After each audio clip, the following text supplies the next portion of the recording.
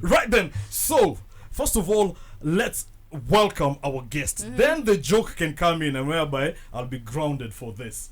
Tim Sherpas, welcome to the show. How are you? Thank you very much. Doing very well. Thank you for having me here. Yeah. Feel welcome. So, what? He's a founder of a certain sport that I got it horribly wrong as part of what you do with it. So the sport is paddle. The action itself when you're playing, should it not be paddling? No. I mean, Tim, you're an expert. Explain it to him. No, so it's paddle, and then you play paddle as well. So it is the sport. It's a sport, yeah. Paddling, I would say, is on a paddle board where you go down a creek or something. That's what she was telling me, Joe. You think too much about fishes. Like you want to go, take a swim or actually fish. But yeah, paddle in Kenya. You walk everywhere around Nairobi right now. If there is a space between here and where the parking lot is, where you are, there is a paddle court right there. Queen Nikki, you're also telling me that even your neighbors had to come up with a paddle court. Yeah. Really? Yeah. So apparently there's a structure some weird structure that's happening between the junctions of where I live, the roads. Yeah. And then someone was like, oh yeah, I think it's a paddle court. I was like, really? We're going to have like an elevated one? I think Really? at some point there'll be more paddle courts than swimming pools in Nairobi. Or parking lots. Or parking lots. But Than for people. Tim, he's a happy guy because he's the founder of Paddle Point Kenya. Now, Tim, the first thing, right off the back, how does this sport just start growing so much so that no one is talking about tennis, no one is talking about badminton, no one is even talking about table tennis, Yeah. and they're all racket games. So I guess how it grew for me, Yeah. right? We were one of the first to set up in Kenya. At that stage, I was living in Spain. So the sport kind of originated in South America, Right. Mexico. Then it traveled to Europe. And then during COVID, it massively developed.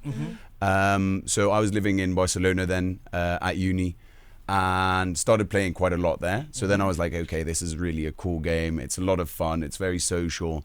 And it's quite easy for people to get into as well. So then I started looking around, and the sport was already exploding in Europe. Like, it was the fastest growing sport in the world at the moment. But then in Europe, the market was highly competitive. And I grew up here in Kenya. So I was like, okay, maybe let's just come back home and set it up here. And that was 2.5 years ago. And I think after that, a lot of people caught on. So like you said, everybody with a bit of land is now like, hey, let's put in a paddle court. Correct. So the sport is growing really quickly. After that, we set up in Nanyuki, now in Westlands as well. Okay. But I think what makes the sport so accessible and so easy for people to get into is you're always playing with four. It's easy, like it's easier than tennis to get into, but I would say it's more challenging to get really good at. So you've got a massive like learning curve, and yeah, you can grow, you can play with friends. It's a very social game as well. So I think maybe that's why it's started to get going. Yeah. Let me ask you, when you first set up in Kenya, did you project that in less than a year? I think in a year, we've had a massive boom. Everyone, if you're not playing paddle, you're not cool. Joe, if you're not playing paddle, you're not cool. Wow. Do you guys play? You mentioned that you've been to I played. Yeah. I came to Paddle Point on Gong Road. Yeah. When you guys first set up. Because we used to sit online, my friends and I, and we're like, okay, where do we play this? Then the minute we saw your place, we came. Yeah. But I'm really bad. Well, just a bit of practice, you'll get there. I'm really bad. Book and coaching. So what would you say are the ground rules that make the game more interesting and simpler for someone to pick up? So the racket is a lot smaller than tennis as well. And I think with tennis, you have to really perfectionize your swing, right? With paddle, it's a bit more forgiving. So your shots are a bit easier to do. You can easily get on the courts. The rules are not that challenging. So if you get 4 people, and now in Westlands, we've even put in a singles court. So just to practice, it's a very easy game to get into. I would say it's easy to get into, like I just said, but then to become like the pro, and I'd say watch a video on Padel, like from the professionals. It is insane because those guys run out of the courts and they run back in. So yeah, I think the social aspect of it and having 4 people always together and then afterwards staying for a drink or something is what really works. because I also think that was kind of, in my opinion, what was a little bit missing in Nairobi at the moment was a social activity that you can do with your friends that doesn't necessarily only include drinking. Yeah. Right, Yeah. right, Yeah. right. So now you've got an activity whereby you can socialize with your friends and you're doing sports at the same time. And you're doing sports at the same time. Now, as Quiniki was saying earlier on about the setups in terms of where all these courts are, is it unique for you to identify that there have been setups in high-rise apartment buildings, in business blocks, you know, in malls, so to speak, Yeah. you know, and does it give a niche like how they've been set up in Nairobi? Of, like I've said, apartments, the building blocks, we're talking about malls. Does it give it a niche over every other, should I say, sociable sports? For example, bowling, guys would go for bowling, playing pool. Does it give it a different uniqueness about it as compared to other sociable games? I'd say 100% right. It's actually a sport as well. Like bowling, I don't know, I might upset some people, but it's like you don't have a workout, right? And I think same with playing pool. Like obviously it's a sport, but it's not the same as paddle where you can run around. Yes. The courts are all floodlit, so you can play the whole evening. And I think that's what we see happen as well a lot. For people that have a very busy day now in the evening, you just come, you play some paddle, and then you might have a drink or two after, or you go straight home. And you've had that exercise, you've had that workout. So I think that way it works really well. And you've got floodlit tennis courts as well. But here you're always with four, you're quite close to each other as well. Right, so you're having chats while you're playing a little Yeah, bit, yeah. especially when you're beginning with a game. So yeah, it's just a really easily accessible, fun, social sport. And I do think that recently, like, there has been a massive expansion of courts, and now I just think, like, if we can get new groups of players coming into the game, I think it's going to be one of Kenya's biggest sports as well. Do you think, okay, aside from the fact that right now we're in a time where everyone is very more cautious about their health, so everyone is looking for ways to stay fit, Yeah. do you think that has helped also paddle pick up in Kenya? For sure. I think it's like the kind of global trend, right? People are trying to take care of their bodies, they're trying to take care of their health, which we've also really put into our new club in Westlands, right? So there we've got like a recovery with ice bath, saunas and a gym. So I would say a lot of people are looking for that. It is a way to meet your friends, socialize, and then not focus on the alcohol side or Right. the party side, and focus more onto the sports side, and having that exact social interaction with your friends. So I think that movement globally is seen, and I think it's also coming to Kenya quite quickly now as well. And the fact that you're the founder of Padel Point Kenya, all right? So in terms of the branches, where are they?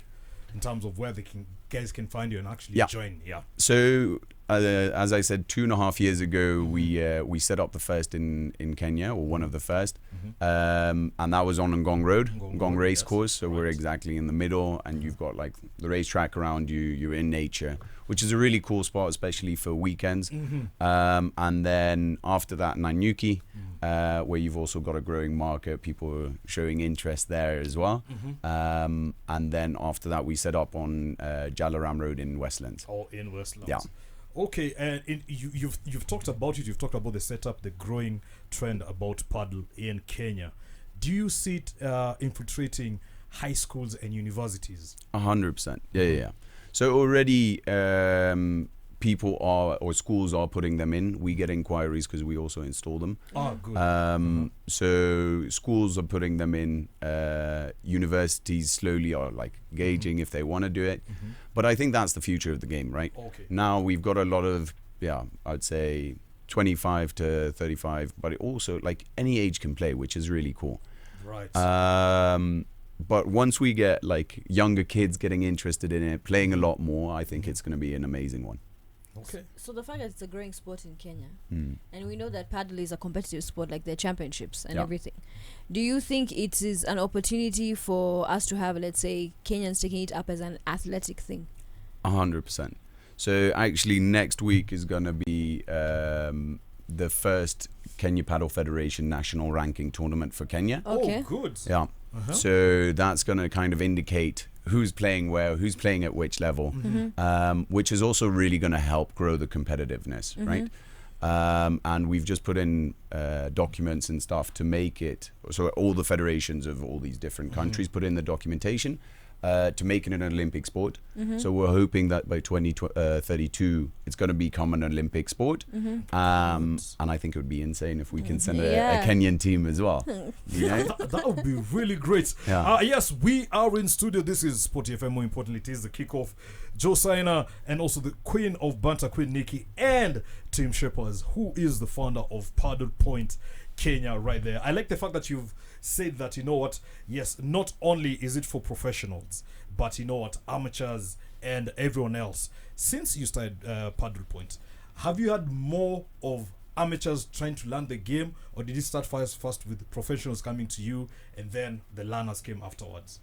So when we started, nobody knew the game. Nobody. Do you know? And I was telling people, I was like, I'm going to set up a paddle court, and people were like, paddle what? You know, like, I think over time people kind of learn about it, but also, I would say everybody that I told about setting up paddle was like, yeah, that's not going to work. I don't even know what it is. And obviously then you get a whole group of people that entered the market and started playing. I have to say, like, paddle is quite addictive. So like people that play usually play like 3-4 times a week. And what we've seen over the last 2.5 years, people are really becoming good.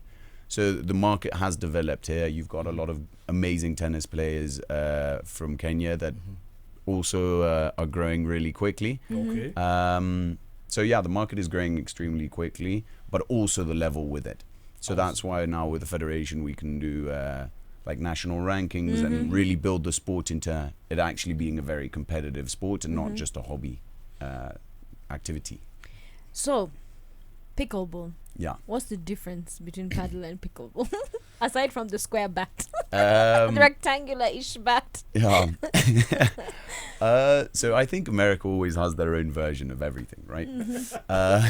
Trust me. Yeah. So they have their baseball for cricket, and they have their American football for rugby, and I think they have their pickleball for paddle.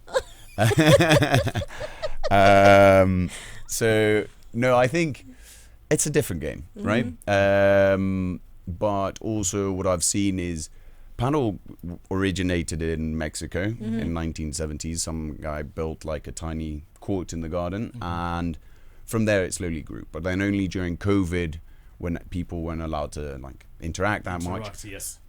In Europe, people were like, okay, let's just play paddle, right? And that's why it grew so quickly. And I think the difference is paddle has grown extremely quickly globally, and it is the fastest growing sport in the world, and probably now of Kenya as well. And pickleball really hasn't gotten that growth, you know? So I think it kind of shows what kind of different sports are. I do know there's also a pickleball club in Nairobi. So a couple actually now also coming. But I think it's a different game. And as you see, like the pickleball hasn't grown as quickly as the paddle. Yeah, it seems that just actually it's a question that I've always wondered, because paddle came into play, and already there was, now we're speaking about Kenya, there was tennis, there was badminton, there was table tennis, sawa. And it just took everyone by surprise, and now it is quite common. Why do you think is that the case, Tim? Is it because whether it doesn't demand so much physicality as tennis? Is it something that is more sociable than, I guess, badminton and table tennis? Why do you think it came in? And we're just talking about Kenya because globally you've said it's one of the fastest growing. In Kenya, the fact that it did that, what do you attribute it to? I'm not gonna lie, I think it's quite an addictive game, right? So like what we see happen a lot is somebody brings their friend and one person plays randomly once, and then it's suddenly like, oh, we have to play this every day. Wow. And I think that is kind of the trend that it's seeing is everybody that gets introduced to it wants to keep playing. And I think that's why there's so many clubs coming up. I also think it's just such a fun game whereby everybody that just gives it a try, obviously we need to practice and get better and whatever. But Yeah. once you get it, then it's a lot of fun. Jeez. And it's new, hey? So, like, it's also the new big What, the thing. flavor of the month? I'm sure you don't want that to die down. No, well, it hasn't. And if you look at the global market, I think, or Kenya itself, right? Yeah. The group of people that are playing is only growing. And if you look at it internationally, that's what people said as well. I think there's some markets whereby eventually too many paddle courts were built, right? That will just reduce the occupancy of the paddle courts. But look at the UK or the Netherlands, like it's still building courts. Yeah. Talking about building courts, we recently saw Zlatan Ibrahimovic put a whole lot of money into building a bunch of courts in Sweden. Do you think the fact that also we have international sports stars, aside from sports stars, like you were mentioning to me, Stormzy also has invested in paddle courts. Yeah. Do you think the fact that you have, like, I would say, natural influencers now for the sport, will it also increase it even more now? Because I'm seeing Cristiano Ronaldo playing paddle. I want to play paddle. You get? Yeah. No, for sure. And I think it's like people you see do it makes you give it a try. But I do think like the sport itself has to be so good that people keep doing it, right? Like even if you see somebody famous do something, you'll probably try it once. But the good thing about paddle is it's addictive. It's like a fun, and you want to keep playing. You're like constantly wanting to plan your next match. So yes, I do think they've obviously got massive reach, and they show the market like, hey, this is what I'm busy with. But also what you see is a lot of footballers are getting in there, a lot of players after their sports career, because it's not as harsh on your like knees. You can play it until quite old. It's a lot more about, I'd say, tactic as well than pure force. So risks of injuries are lower in paddle than probably playing something Then rugby. More than 70%. No, it really depends on the game, of course, but like it's not as harsh on your knees like squash can be, for instance. So a lot of squash players that can't play squash anymore now go back to paddle because it's a lot easier on your knees, but you still get that tactical play of like, where do you place the ball, where do you how hard do you want to hit it. It's not about like, I don't know, tennis, for instance. Yes.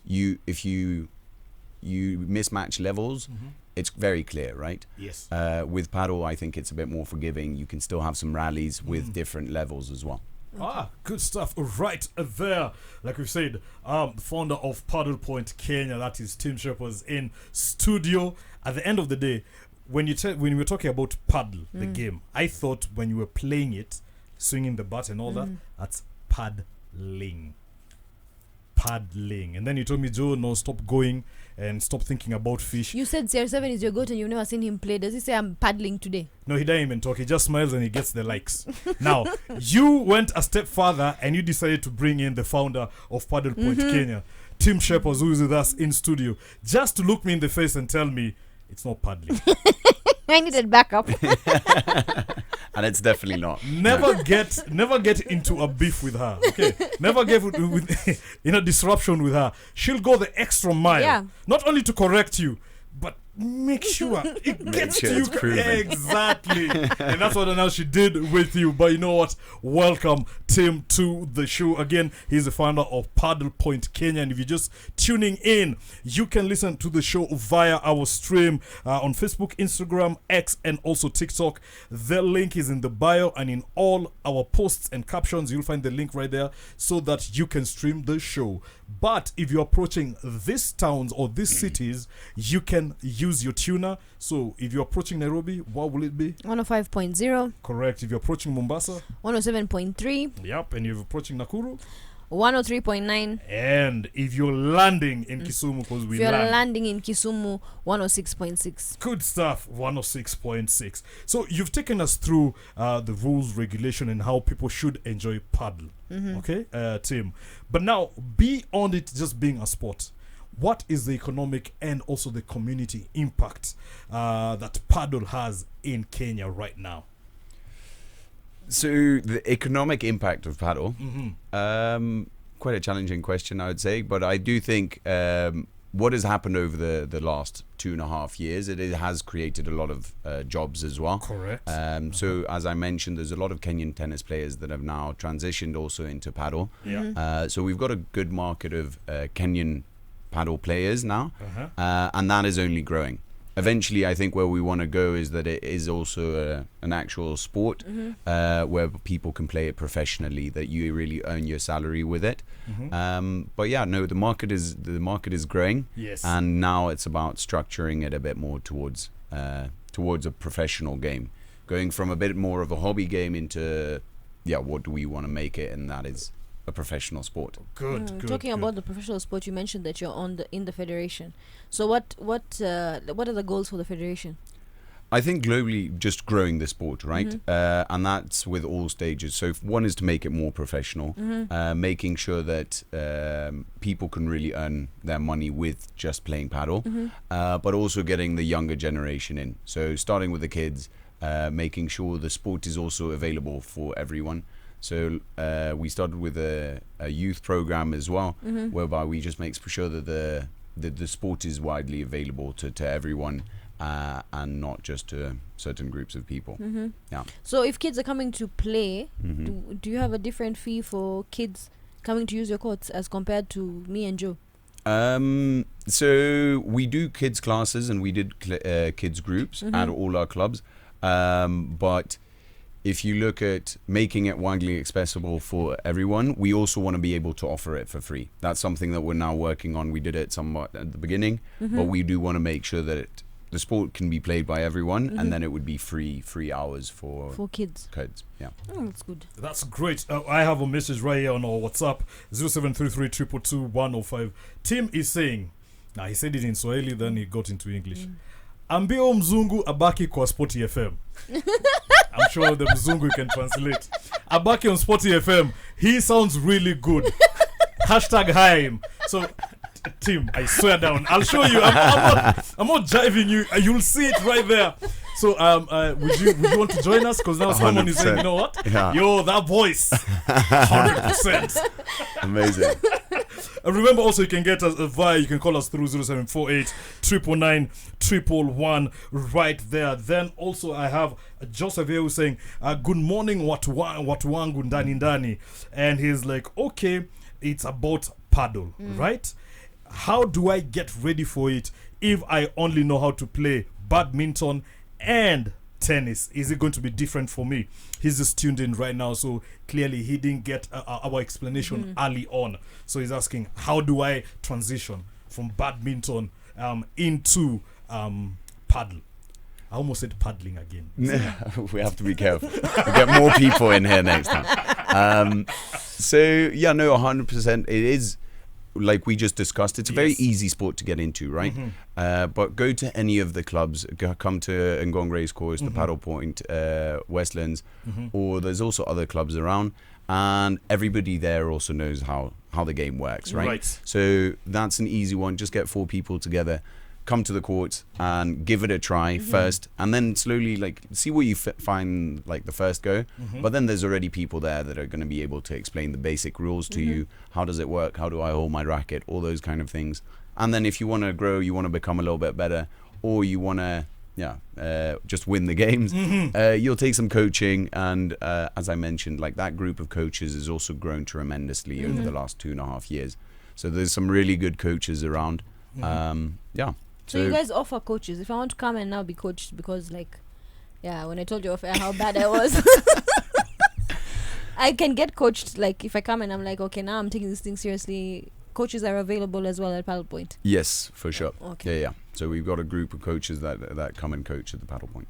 All right then. Now, it being a growing phenomenon in Kenya, and if someone else decides, you know what, I don't want to be a player, I actually want to be a coach.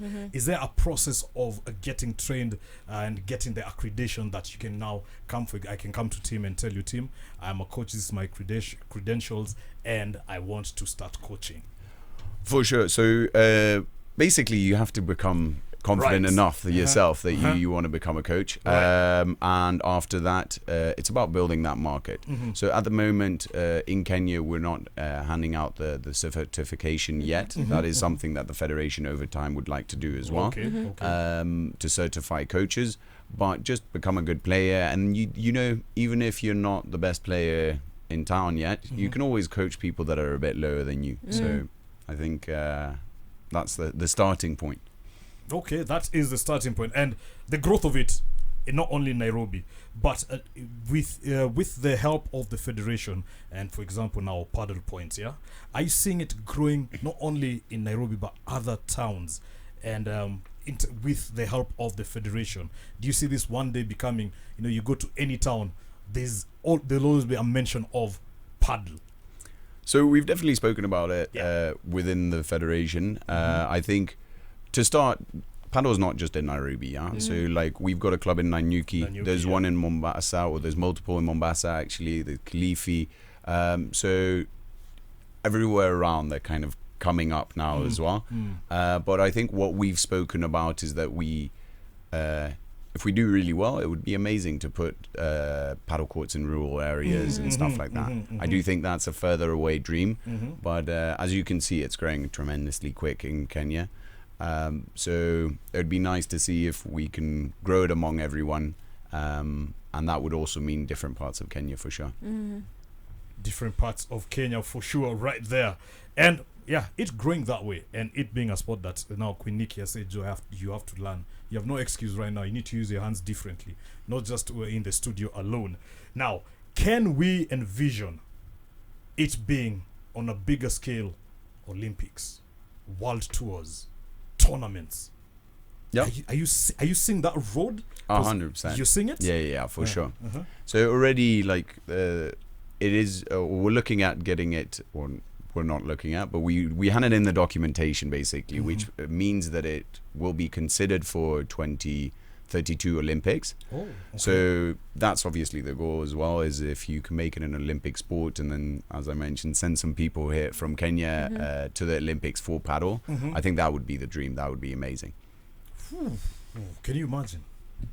Me, I'm going to start training. Kenya getting team. better. Yeah, For it'd be paddle. you going. I'd be me. You'll then be- I can when you're interviewing me now that time, because I'm a celebrity, you'd be asking me, so Nicolette, how did this start? And I'm like, you know, when I first started, my serves were so strong I was hitting the golfers on the other side. And that's quite far away. Eh? That's beyond the court. That's even beyond the gate of the court. To be perfectly honest. But you know what? I love that to happen one day, whereby we have an athlete in studio who has picked gold for Kenya while playing paddle. That's the goal. The LING is really, really, living rent-free in my mind. Yeah. Saying paddling. Jeez. I know. No, it is a growing phenomenon. We have actually just said right here off air, if you just see someone with a 50 by 100 size of a plot in Nairobi, the first suggestions they'll get is, can you put a court here? It's all about... Is No, the size enough? no How one many is even people looking at town city farming. No. Paddle? Yeah. Paddle? Paddle? Everyone gets a paddle. Everyone is successful with a paddle right there. But Tim, there's a question here raised by David via our WhatsApp number 0733 222 105. He's like, his name is David, and he's like, in most countries, paddle federations use digital systems to record tournament scores and update player rankings in real time. How is the Kenya Padel Federation currently handling that process? And are there plans to make it more transparent or automated in the future? I think that's the very good question. So, Right. 100%. We're working on it at the moment. So next week is the first national ranking tournament, the first official one organized by the federation. After that, basically all players get their ranking, and then it gets posted on the Kenya Padel Federation website. So you can already have a look at the Kenya Padel Federation website. It already shows where it's going to be put, and then we'll have the ranking of which player, and then every other tournament, which will also be hosted at other clubs, will be posted on there. Wow. Because he's quite concerned about it, and the fact that he's brought it all the way home, because clearly he follows paddle. Yeah, not paddling. So aside from paddle, Tim, what other sports do you enjoy? So mainly paddle at the moment. I'm not gonna lie. I like going to the gym, and when I was younger, I used to play a lot of rugby. Right. What position? Scrum half. Scrum half. Yeah. Either fly half or scrum half. No. Scrum half. So yeah, I started playing here, then to the Netherlands. But to be honest, when paddle started, played a bit of tennis before, but then fully went into just playing paddle. Paddle in the gym. Paddle in the gym. So you never get all these weekend blood pressures as supporting a football team, whether locally or internationally. Not really. I've never really gotten into the football scene that much. You're I'm quite happy by that. So no, it's good. That depends on who you're supporting in rugby, though. This is true. No, I enjoyed watching rugby more, but I don't know. I've never really had to dive that much into one team. Luckily, because then even locally, you don't have a team. No, not really. Not really. Wow.